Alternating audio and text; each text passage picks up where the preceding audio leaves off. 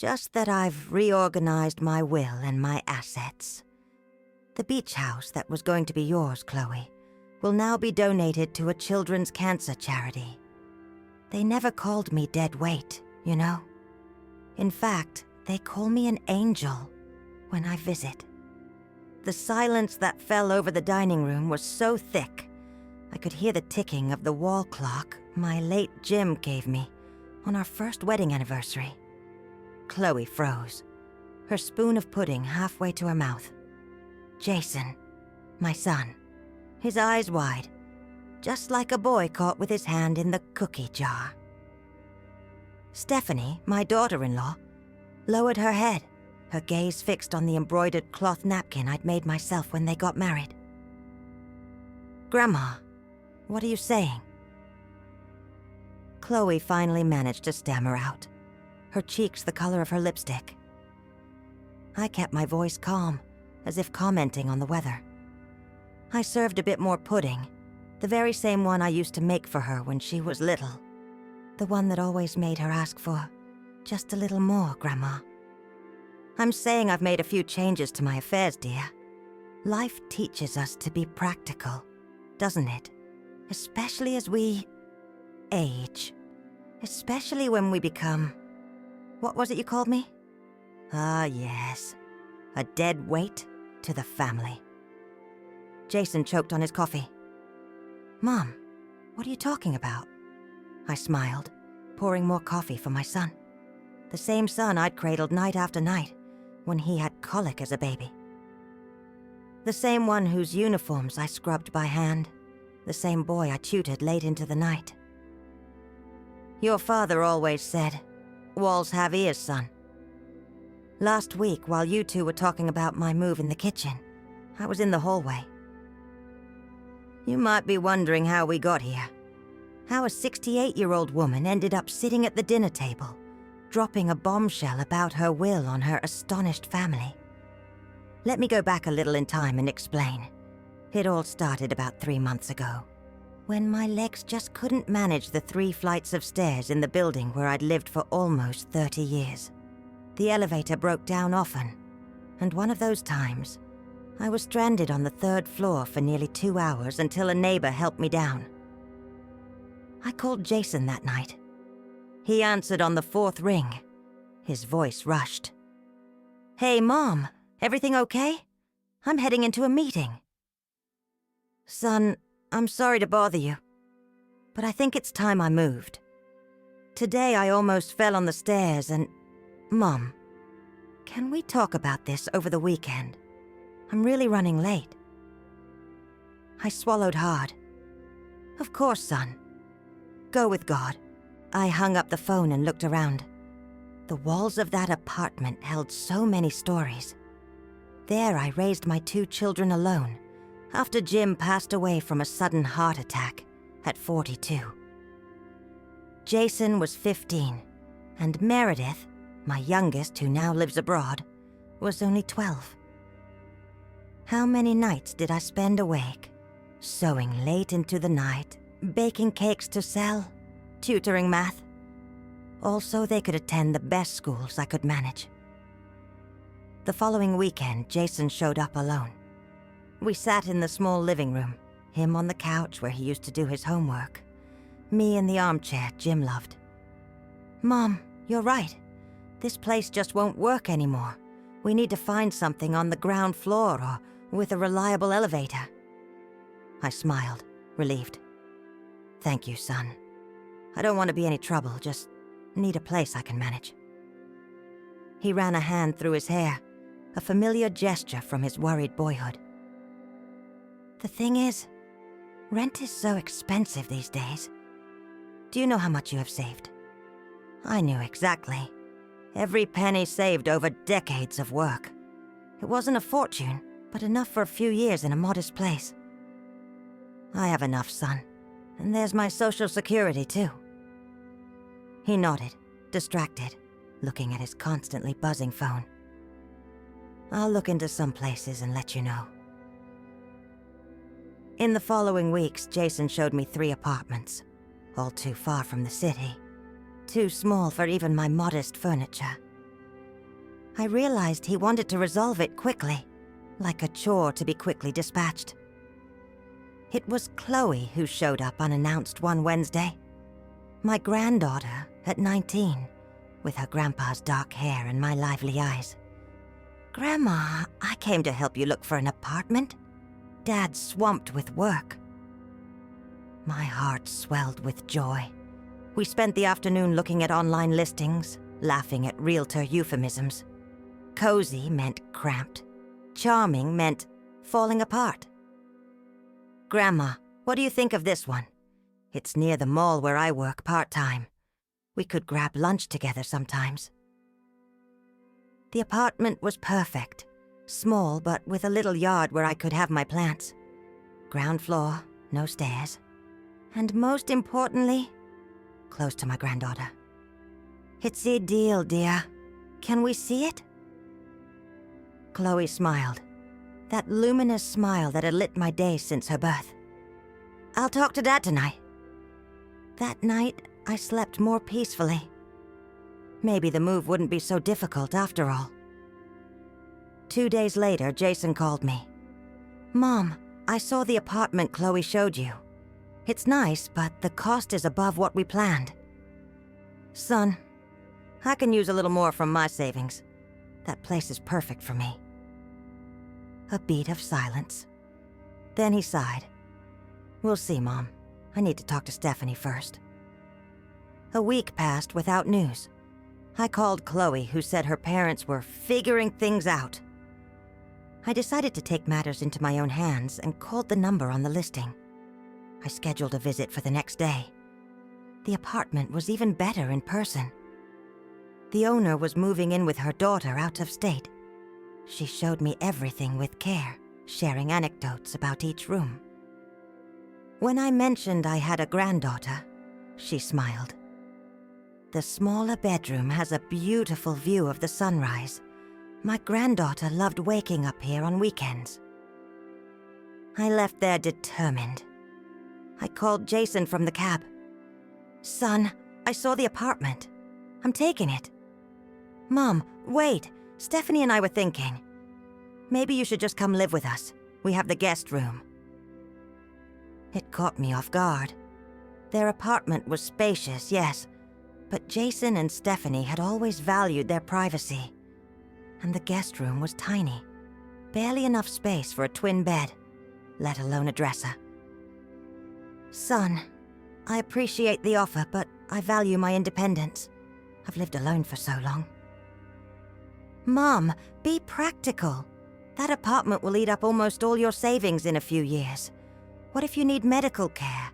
What if you fall and no one's there?" A knot tightened in my chest. Not from worry, but from his tone. It was as if I were a helpless child. "Jason, I'm 68, not 98. I still do my water aerobics 3 times a week, cook my own meals, manage my own home. I intend to live my life on my own terms, while I still can." He sighed, that familiar sigh reserved for difficult children. "Let's talk in person then. I'll come over this Saturday with Stephanie and Chloe." On Saturday, I prepared everyone's favorite lunch. My famous spaghetti with that red sauce I let simmer for hours, garlic bread, a caprese salad just how Stephanie likes it. I even made Chloe's favorite homemade banana pudding. They arrived promptly at noon. Chloe hugged me tight, as always. Jason seemed tense, Stephanie politely distant. During lunch, the conversation clung to safe topics. Jason's work, Chloe's college plans, Stephanie's Pilates. When I served dessert, Jason finally brought up the subject. "Mom, we've been thinking a lot about your situation." My eyebrow lifted. "My situation?" "Yes, the moving issue. We've talked as a family and we think the best thing would be..." That's when Chloe interrupted, animated.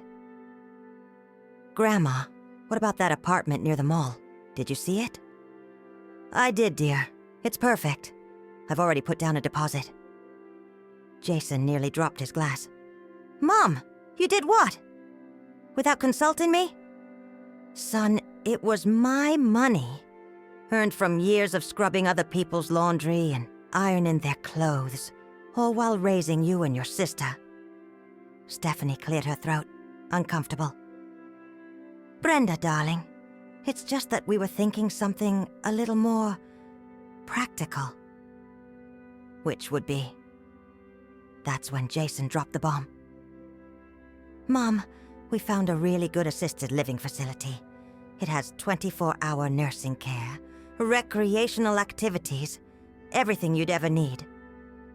I felt like I'd been slapped. A nursing home? You want to put me away? It's an independent senior living community, Mom, not a home. Chloe looked from one to the other, her discomfort clear. Jason, I appreciate the concern, but my decision is made. I'm moving into the new apartment next month. He exchanged glances with Stephanie. Mom, be reasonable. You live alone. You already have trouble with stairs. What if you need help at 2 a.m.? What if you fall in the shower? I have neighbors, son. I have friends who live nearby, and I have a cell phone. The discussion continued for a few more minutes, with Jason insisting on the advantages of the community and me holding my ground. Chloe remained silent, toying with her pudding, unable to eat. When we finished dessert, Chloe offered to help me with the dishes while Jason and Stephanie went into the living room. We were in the kitchen when I heard voices coming from the hallway. I didn't mean to eavesdrop, but their words cut through the air. I don't know why we keep pushing, Chloe said. Grandma has a right to choose where she lives. You don't understand, Jason replied. My son, his voice cold, unrecognizable. If she burns through her savings on rent, who'll pay for her meds later? Her doctor's visits? God forbid a hospital stay?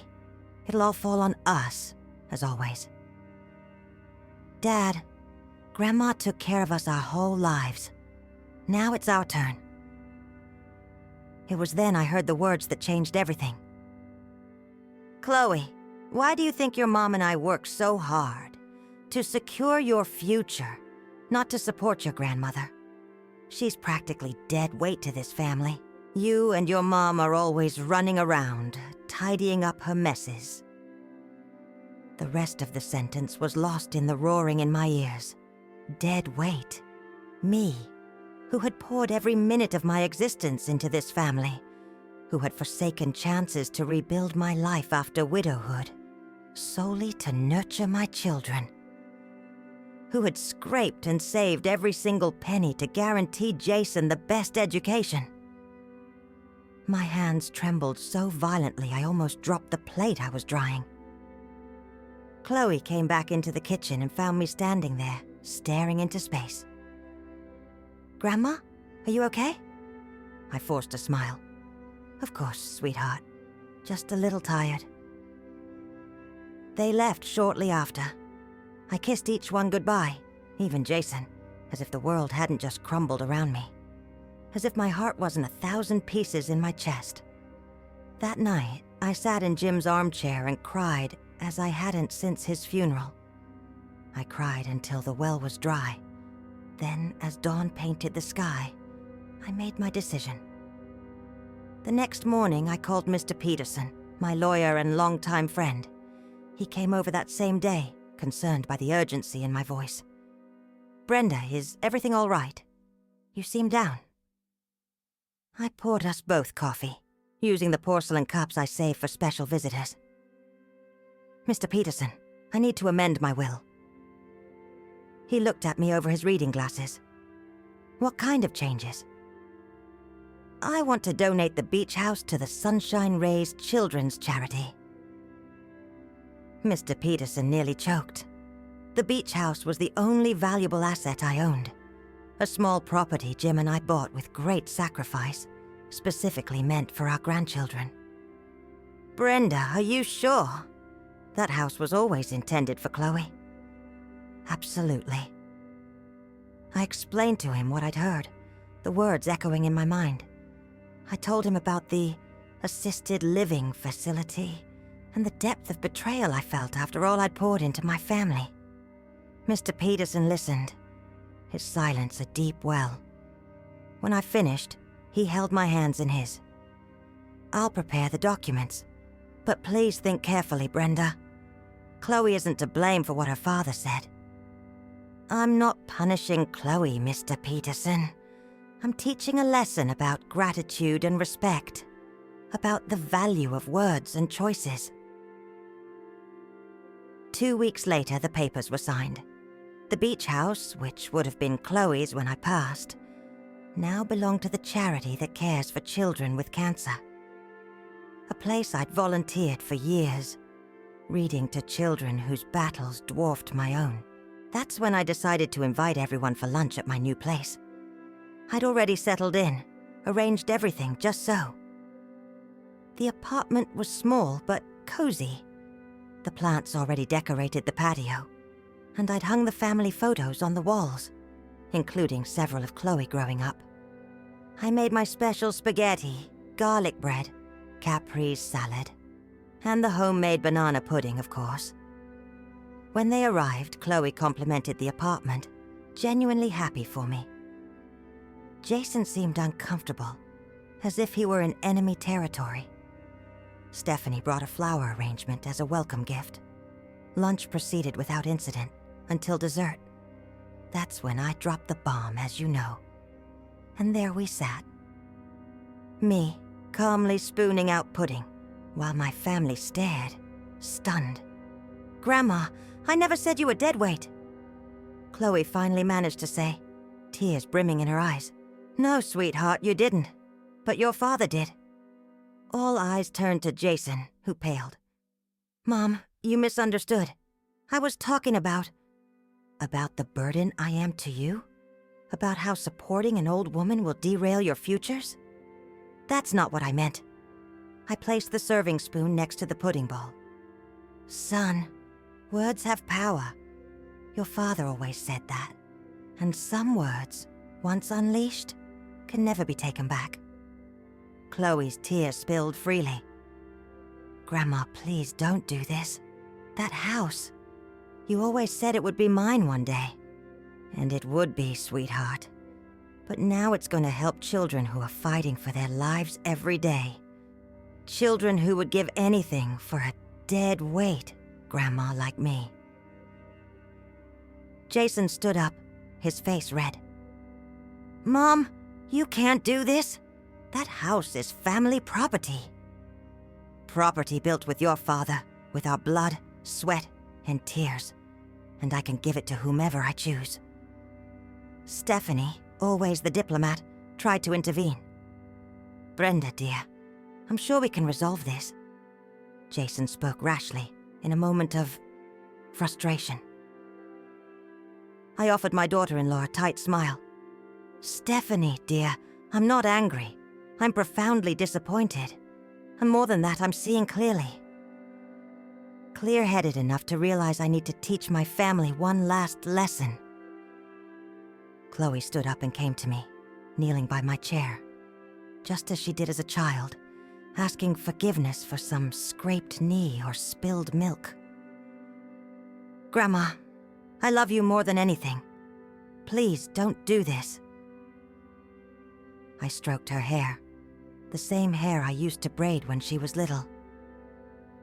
"My love, some lessons are painful, but necessary." Jason remained standing, stunned. "Mom, you can't be serious. After everything we've done?" "After everything I've done, son. After taking in laundry to put you through college. After going without so you could have books. After sacrificing my own life to give you one." The silence that followed was deafening. Chloe sobbed quietly, still kneeling beside me. Stephanie looked down at her own hands, and Jason, my son, stared at me as if seeing a stranger. "The decision is made," I continued, serving more pudding. "But don't worry, I still have a lot to teach you about gratitude, respect, and unconditional love. That is, if you still care to learn from an old burden like me. In that moment, as I watched the impact of my words on each of them, I realized that perhaps this was my most valuable inheritance. Not the beach house, not the accumulated savings, but the stark lesson that words echo with consequences. And that even at 68, a mother's lessons are never truly done. What I didn't know was that that lunch would be just the beginning of a journey that would change our family forever. In the days that followed, a heavy silence draped my new home. The phone rarely rang, and when it did, it was a friend from my water aerobics class, or Mr. Peterson checking on me. A week after the lunch, I was watering my begonias in the small patio when I heard the doorbell. Opening the door, I found Chloe standing there, her eyes red-rimmed, clutching a bouquet of daisies. My favorite, always. "Can I come in, Grandma?" she asked, her voice thick with unshed tears. I opened the door wide and made space for her. Chloe entered timidly, like a hesitant stranger, not the granddaughter who'd been rocked to sleep in these very arms. "These are for you," she said, holding out the flowers.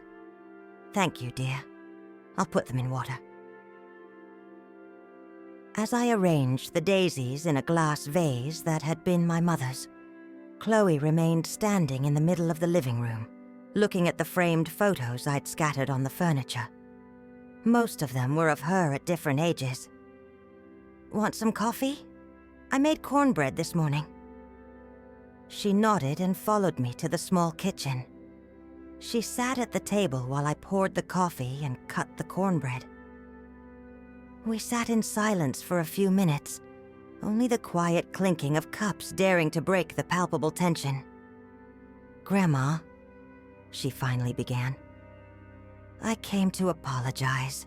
I looked at my granddaughter, that little girl I once held in my arms minutes after she was born, now a 19-year-old young woman, facing perhaps her first big lesson about consequences." "Apologize for what exactly, darling?" I asked, not out of cruelty, but because I needed her to truly grasp it. Chloe took a deep breath, her hands shaking, white-knuckled around the cup. "For not defending you when I should have. For staying quiet when I heard Dad say those horrible things. For being ungrateful." A single tear escaped, tracing a path down her cheek. It was like seeing her at 6 again, crying over a broken porcelain figurine from gym. Then I'd simply dried her tears, reminded her that objects could be replaced, but love, never. "You know, Chloe," I began, cutting her another piece of cornbread. "When you were little, do you remember I always told you the story of the diligent ant?" She smiled through her tears. "I do. The ant who worked all summer while the others played." "That's right. And when winter came, the other ants realized they hadn't saved any food. Do you know what the diligent ant did then? She shared what she had with the others, even if they didn't deserve it." I nodded. "Exactly, because that's what family is. We share what we have, even when it hurts, even when they don't deserve it." "But do you know what the story doesn't tell?" Chloe looked at me curious. "It doesn't tell that after that, the other ants learned their lesson and started working too. Because sometimes we need a harsh winter to understand the value of summer's labor." She lowered her head, the analogy sinking in. "Grandma, I was a lazy ant, wasn't I? I just took all the fruit of your labor without ever seeing the roots." I reached across the table and held her hand. "You're young, sweetie. You've got plenty of time to learn, to cultivate your own summer." "Are you really donating the beach house?" "I am, Chloe. Those kids need it more than you do. But that doesn't mean I don't love you or that I'm trying to punish you. It means I want you to forge your own path, with your own strength. She nodded, wiping away tears. Can I visit the Sunshine Ray Center? Maybe I can help somehow. That caught me by surprise. Of course you can. I go every Thursday to read stories to the kids. Can I go with you next time? I smiled, a warmth spreading through me that I hadn't felt in weeks. It would be an honor, my dear. The following Thursday, Chloe showed up promptly at 2 in the afternoon, dressed simply, her usual polished look replaced by a practical ponytail. We took a taxi to the Sunshine Rays Center, and on the way, I told her how I started my volunteer work there. It was after your grandpa Jim passed. I felt so lonely, so lost. One day I walked past this place and saw kids playing in the yard. Some with no hair because of chemo. But all of them laughing, you know? Laughing, despite everything. I walked in, asked if they needed help, and never left. Chloe listened intently, like she hadn't in years. You never told me that. You never asked, sweetie. When we arrived, we were greeted by Mrs. Cecilia, the coordinator. A white-haired dynamo with a smile that could light up a room, who'd known me for over a decade. Brenda, so good to see you. And who's this lovely young lady? This is my granddaughter, Chloe. She came to see your work. Cecilia's smile grew even wider. Oh, so this is the famous Chloe. Your grandma talks about you so much, I feel like I've known you for years. I noticed Chloe blush, maybe surprised to hear I spoke of her with such pride to other people. Cecilia led us to the reading room, where about 10 children were already waiting for us. Some in wheelchairs, others with masks, all with bright, expectant eyes. Kids, today we have a special visitor. This is Chloe, our Brenda's granddaughter. Is she gonna read stories too? A little 6-year-old boy, bald with a colorful baseball cap, asked. If she wants to, I replied, looking at my granddaughter. To my surprise, Chloe stepped forward. I'd love to. My grandma always read me the best stories when I was little. We sat side by side, and I started reading The Little Prince, one of my favorites. Halfway through the story, I passed the book to Chloe, who continued reading with a sweet, measured voice, giving each character a distinct personality, just as I taught her. The children were captivated. I was more so. Seeing my granddaughter there, sharing that moment with me, was like closing a circle I didn't even realize was open. After the reading, while the children drew scenes from the story, Cecilia called us into her office. Brenda, I received Mr. Peterson's documents about the beach house donation. Are you sure about this? It's a valuable property. I looked at Chloe, who kept her eyes fixed on her hands. I'm absolutely sure, Cecilia. That house will serve a much greater purpose than occasional weekends. It'll give these kids a place to breathe fresh air, feel the sand between their toes, hear the ocean waves. You know this will completely change our program, right? We could have summer camps, bring groups for post-treatment recovery. That's exactly why I'm doing it. Chloe's head snapped up, her eyes glistening. Grandma, can I say something? Of course, sweetie. I point. I'd like to volunteer here. Not just to read stories, but for whatever you need. I'm a freshman in psychology. Perhaps I could offer some support. Cecilia broke into a radiant smile. That would be wonderful. We're always in need of young people with energy and dedication. On the way back home, Chloe was quiet, watching the city blur by outside the taxi window. When we were almost there, she finally spoke.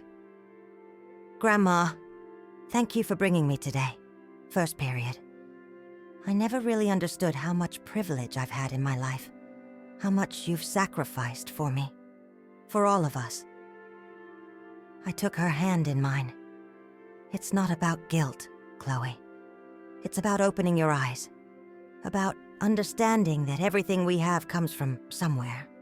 From someone's effort. Do you think Jason will ever get that? I sighed. Jason, my son, always the pragmatist. More reserved, less given to sentiment. Your father had a different life than yours, sweetie. He saw sacrifice up close. He saw his mother juggling 3 jobs after his father passed. Maybe that's why he values money, material security so much. He's afraid. Afraid of what? Of losing everything. Of returning to nothing. Of not being able to give you what he didn't have. Chloe thought for a moment. But that doesn't excuse calling you deadweight? No, it doesn't. But it helps to understand. And understanding sometimes is the first step toward grace. A week after that visit, I got a call from Jason. His voice sounded different on the phone. Less confident, more hesitant. Mom, can we talk? Just the 2 of us? I agreed, and we set it for the next day, a Sunday. He arrived promptly at 10 in the morning, bringing pastries from my favorite bakery. He looked as if the weight of the world had settled on him in mere weeks. I made coffee, and we sat on the small back porch, where my plants were starting to bloom in their new spot. Mom, he began, looking at the cup in his hands. I came to apologize. I waited, letting the silence hang, giving him the space he needed. What I said about you being a burden, it was unforgivable. I don't think that. I never have. It was a moment of weakness, of pure frustration, of exhaustion. Exhaustion from what, son? From having me? He looked up, hurt. No, Mom. Exhaustion from not being able to repay everything you did for us. From feeling like it's never enough. That caught me by surprise. How can that be, Jason? Jason took a deep breath, as if gathering courage. Mom, I remember everything.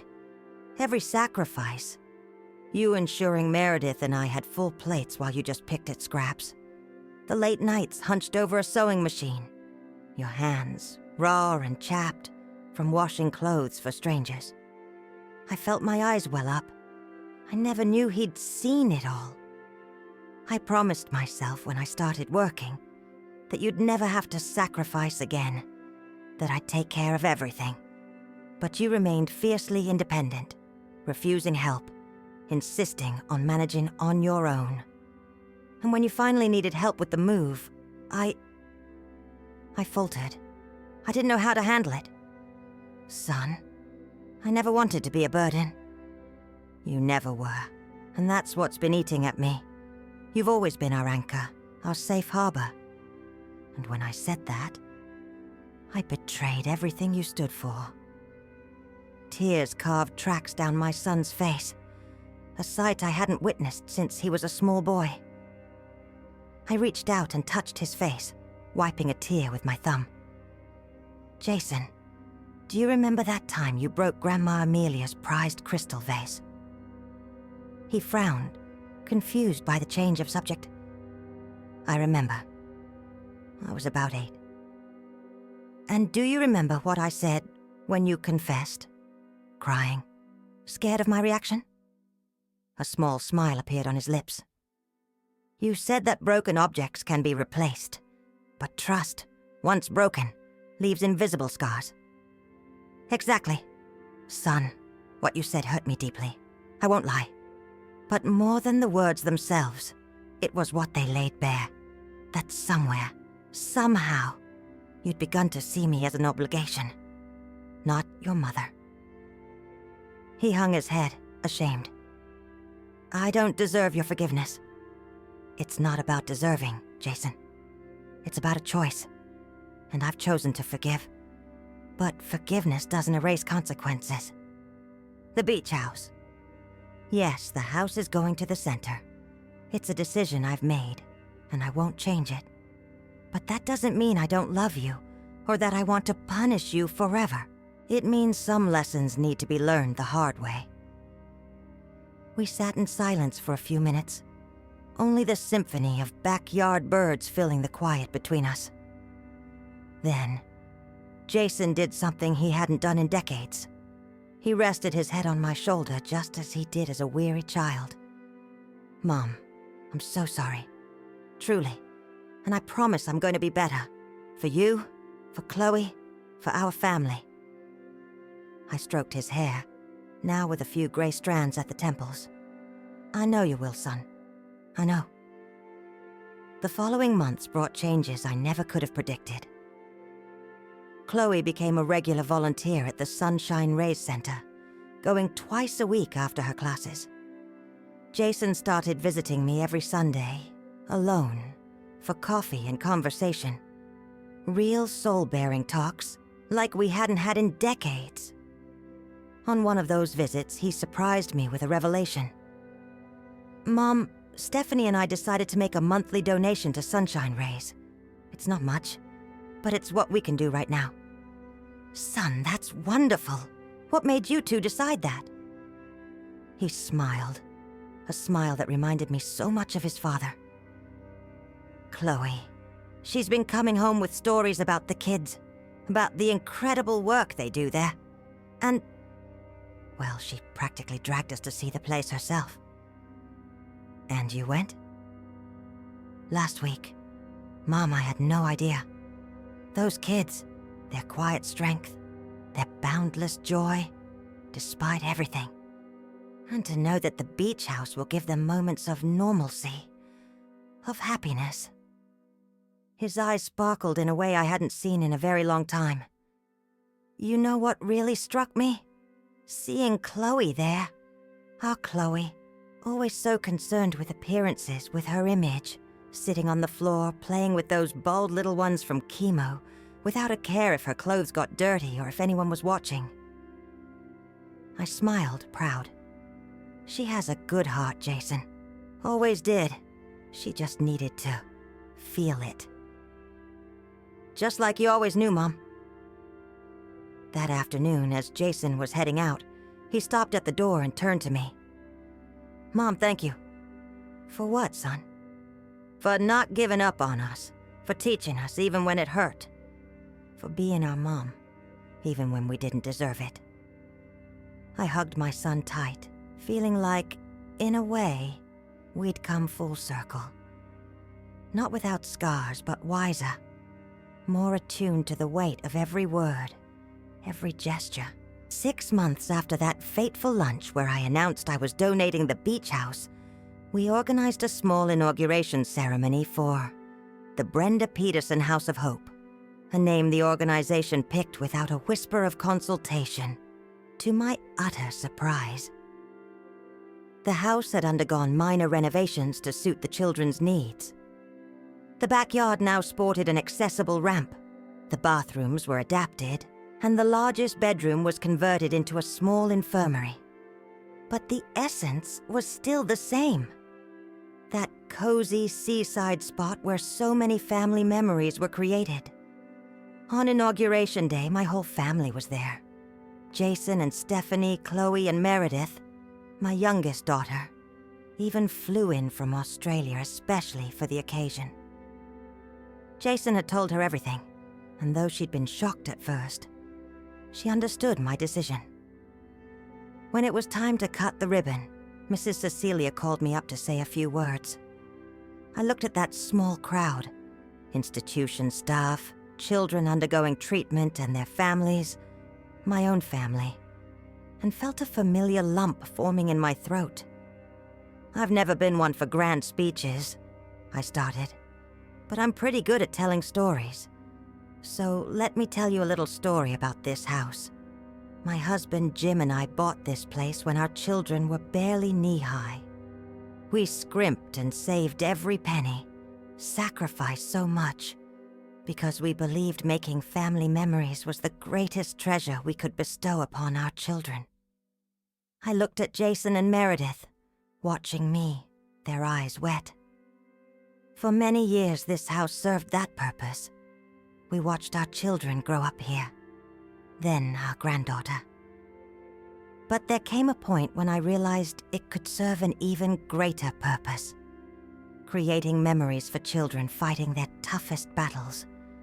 Children who deserve moments of pure, unadulterated joy between arduous treatments. The children present smiled at me, some waving with unrestrained delight.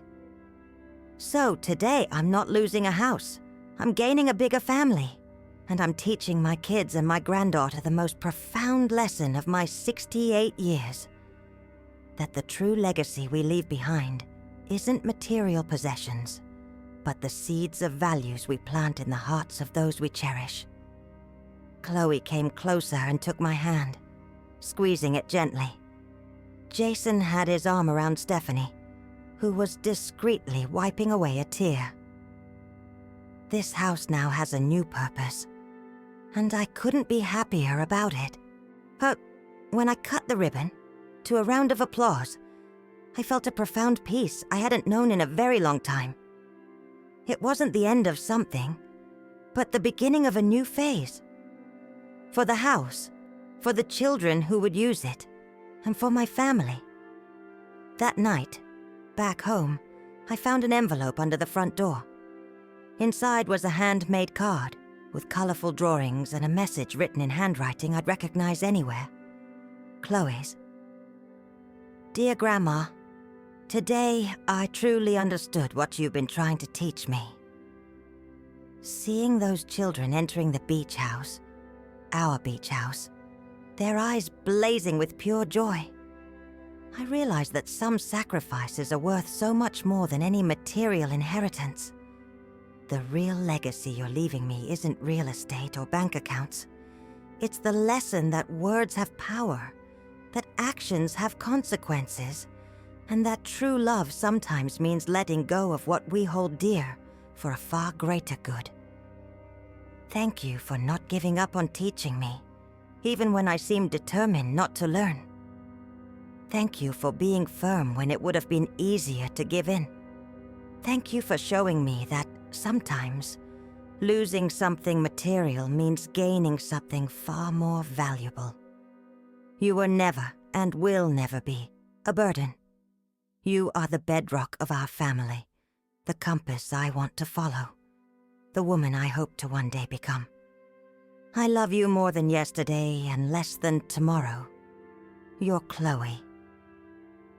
I carefully placed the card in the special cedar box, where I keep a lifetime of cherished notes, drawings, and mementos. That box, that is my true wealth. Settling into the familiar armchair I'd brought from my old apartment, Jim's armchair, I gazed out at the starry sky and smiled. Maybe that old saying is true. You never know the worth of water until the well runs dry.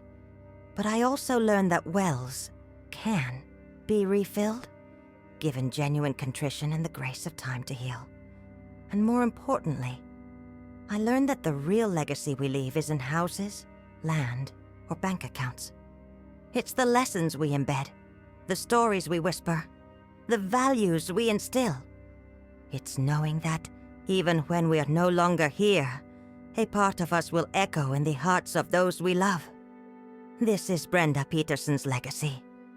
Not a beach house, but a living lesson in love, forgiveness, and the true meaning of family. A lesson that, I hope, will resonate long after I'm gone.